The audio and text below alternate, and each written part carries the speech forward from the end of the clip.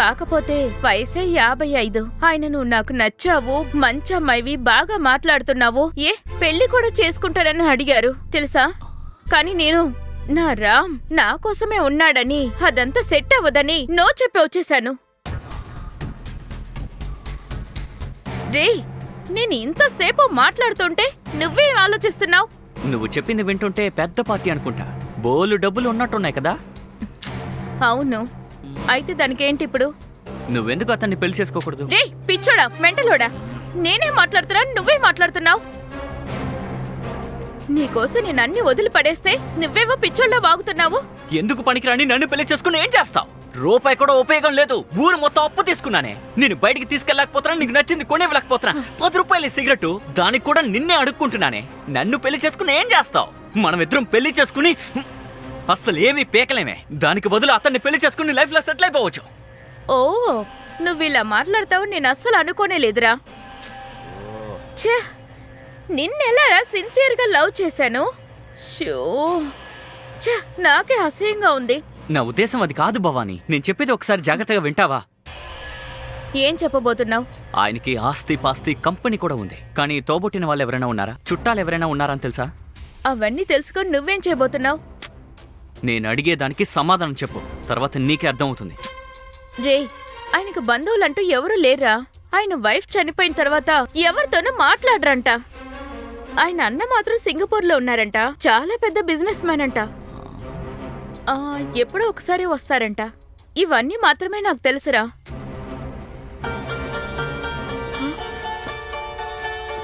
హే, మా అమ్మ ఫోన్ చేస్తుంది, ఏం మాట్లాడుకు. హలో అమ్మా, ఎక్కడున్నావే? ఇంటికేనమ్మా, వస్తూ ఉన్నాను. వచ్చేటప్పుడు మార్కెట్ నుంచి కాయగూరలు కొనుక్కొని వచ్చేసేయ్, సరేనా? సరేమ్మా, నేను కొని తెస్తాను. రే, మళ్ళీ ఏం ఆలోచిస్తున్నావురా? ఇలా చూడు, నాకొక సూపర్ ఐడియా తట్టింది. నేను చెప్పేది అలాగే చేసాయి. ఆయన దగ్గరికి వెళ్ళి పెళ్లి చేసుకోవడంలో నాకు ఇష్టం అని చెప్పు. అందరికీ తెలిసేలాగా నువ్వు పెళ్లి చేసుకో. ఎందుకని అడక్కు. ఆయన ఇల్లు, ఆస్తి పాస్తి ఇదంతా నీకు సొంతం అయిపోతాయి. వయసేమో 55 పైనే ఉంది. రేపో మాపో పైకి పోవచ్చు. అదే పోయే ప్రాణం పెళ్లి తర్వాత పోతే ఈ రామ్ గాడి పెళ్ళం, నా ముద్దుల భవానీ నీకు సొంతం అవుతాయే. అర్థం కాలేదా? నువ్వు చెయ్యబోయేది బొమ్మల పెళ్లి. ఈ బొమ్మల పెళ్లిలో ఫస్ట్ నైట్ నాడు నేనిచ్చే పొడిని పాలలో కలిపి ఇచ్చేసాయి. అది కేవలం మూలిక పొడే. కొంచెం ఎక్కువైనా కూడా హార్ట్ బీట్ ని తగ్గించి హార్ట్ అటాక్ వచ్చేలా చేసి ప్రాణం పోయేలా చేస్తుంది. ఆ తర్వాత ప్రపంచంలో ఎంత గొప్ప డాక్టర్ వచ్చి చెక్ చేసినా కూడా పోస్ట్ మార్టం రిపోర్ట్ లో ఇది నేచురల్ డెత్ అనే చెప్తారు. మన మీద ఏ మాత్రం డౌట్ రాదు.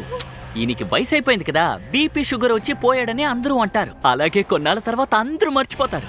మనం హ్యాపీగా ఉండొచ్చు. ఆ తర్వాత నువ్వు నేను కలిసి ఉండడం చూసిన తర్వాత కూడా పాపం చిన్న పిల్ల తనేం చేస్తుంది అలాని అందరూ లైట్ తీసుకుంటారే. ఊరి దుర్మార్గుడా, డబ్బు కోసం మనిషిని చెప్పమంటున్నావా? నేనైతే అది చేయలేను. సైకోలా మాట్లాడుతున్నావేంటి? ఇలా చూడు భవానీ, మనం ఏదో చిన్న వయసులో ఉన్న వ్యక్తిని చంపాలనుకోవడం లేదు. రేపో మాపో ఉన్న వ్యక్తిని చంపాలనుకుంటున్నాం. తప్పు చేస్తే జ్యోతిష్కుని చూసి పరిష్కారం చేస్తాం కదా. నేను నీకు ఇంతకు ముందే చెప్పాను, ఉద్యోగం చేయడం నాకు ఇష్టం లేదే. నేను బిజినెస్ మ్యాన్ కావాలి, అందుకు డబ్బులు కావాలి. సరే, ఆ విషయం పక్కన పెట్టే. మన ఇద్దరి కుటుంబాలు కష్టపడుతున్నాయి. ఆ విషయం తెలుసా తెలీదా? వాళ్ళు బాగుపడాలని ఆశ ఉందా లేదా? నా బుజ్జి భవానీ, నేను నిన్ను బాగా చూసుకోవాలి కదే. మరి ఎలా చూసుకుంటాను? అందుకు నాకు దొరికిన ఏకైక మార్గం ఇది. ప్లీజ్ అర్థం చేసుకో. 1 సార్లు ఆలోచించు, బాగా ఆలోచించు. రే, అది కాదురా. ఈ విషయం బయట తెలిసి మనకేదైనా ప్రాబ్లం వస్తే అప్పుడు నేనేం చేయగలను చెప్పు? ఈ విషయం ఎవ్వరికీ తెలీదు. నీతో నేనున్నాను కదా, నన్ను నమ్ము, అన్నీ సరిగ్గా జరుగుతాయి.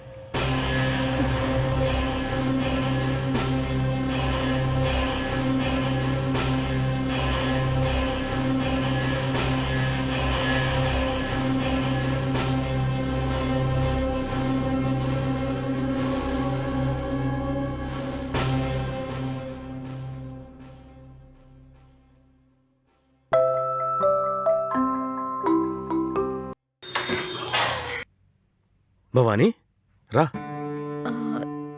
సార్ ఆ మిషన్ కొన్న ఇన్వాయిస్ మీ దగ్గర ఉందా లేక ప్రియా తీసుకుని వస్తారా? ఆ, లేదు భవాని, అది నా దగ్గరే ఉంది. నిన్నే తీసుకుని రెడీగా ఉంచాను. లోపలికి రా.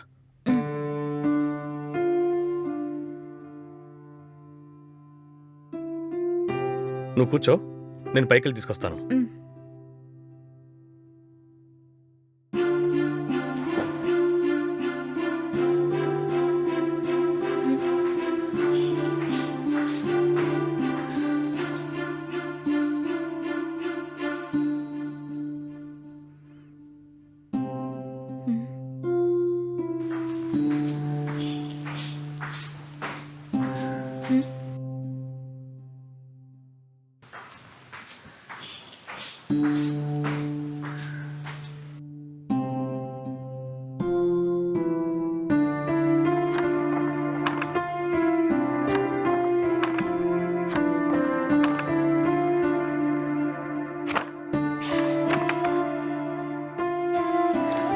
ఇదిగో భవాని, అన్ని కరెక్ట్గా ఉన్నాయేమో చూడు.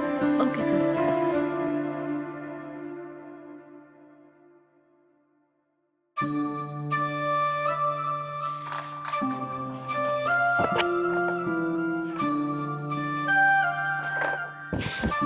కరెక్ట్గా ఉన్నాయా? ఆ, అన్ని బిల్స్ కరెక్ట్ గానే ఉన్నాయి సార్. నేను ఇక బయలుదేరినా. భవాని, ఒక్క నిమిషం. ఆ. నేను అడిగిన దానికి నువ్వు సమాధానం చెప్పలేదు. హ్మ్. కావాలంటే నువ్వు ఇంకొంచెం టైం తీసుకో, కానీ ఆలోచించుకుని నిర్ణయం చెప్పు. సార్ చెప్పడానికి ఏమీ లేదు సార్. ఇప్పుడు నేను ఓకే అన్నా సరే మిగతా వాళ్ళందరూ ఏమనుకుంటారు? ఎలా సార్ నేను వాళ్ళకి అర్థమయ్యేలా చెప్పగలను? ఇలా చూడు, మిగతా వాళ్ళ గురించి వదిలేయి. అవును, ఇప్పుడు నువ్వేమన్నావు? నువ్వు చెప్పింది ఓకే అనే కదా? నాకు ఓకేనే సార్. అయినా కానీ అంటే ఏంటి? సార్ ఈ పెళ్లిని బాగా గ్రాండ్గా చేయకుండా ఒక చిన్న గుళ్ళో చేసుకున్నాం సార్. అలాగే. సరే అయితే సార్ నేను వెళ్ళరానా? వెళ్ళరా. మ్.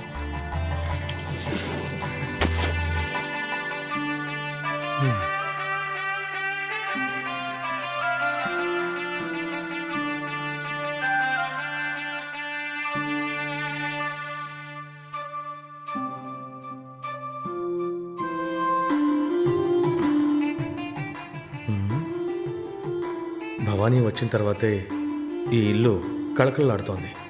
ఈ రోజు నుంచి నా జీవితం సంతోషంగా ఉంటుంది.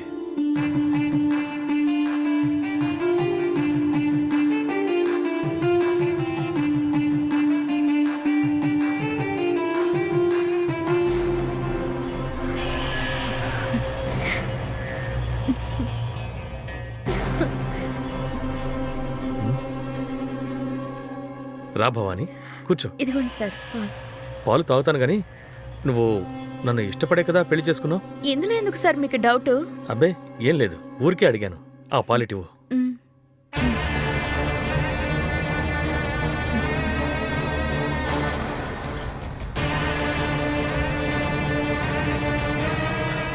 ఇదిగో, నువ్వు కూడా తాగు. అయ్యో సార్ సార్ వద్దు సార్. నేను పాలు అవి తాగను సార్. ఏ, కాఫీ టీ తాగుతావు కదా? అవన్నీ తాగుతాను సార్, కానీ పాలు మాత్రమే నాకు నచ్చవు సార్. ఓ, సరే సరే.